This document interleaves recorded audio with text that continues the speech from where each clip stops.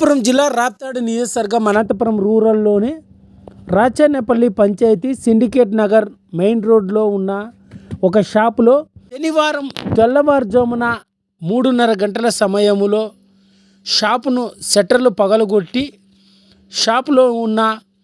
18,000 రూపాయల విలువ చేసే సిగరెట్ ప్యాకులు 6,000 రూపాయల నగదును ఎత్తుకెళ్లిన సంఘటన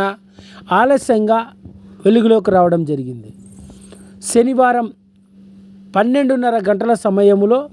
షాప్ నిర్వాహకుడు అనంతపురం రూరల్ పోలీసులు తెలిపిన సమాచారం మేరకు శనివారం తెల్లవారుజామున 3:30 గంటల సమయంలో ముఖానికి ముసుగు ధరించిన దొంగలు షాపులోకి చొరబడి షాపులో ఉంచిన 18,000 రూపాయల సిగరెట్ ప్యాకులు 6,000 నగదును ఎత్తుకెళ్లినట్లు జరిగిందని, ఈ సంఘటన పైన అనంతపురం రూరల్ పోలీస్ స్టేషన్లో స్థానిక షాప్ యజమాని ఫిర్యాదు మేరకు రూరల్ పోలీసులు కేసు నమోదు చేసుకొని దర్యాప్తు చేపడుతున్నారు.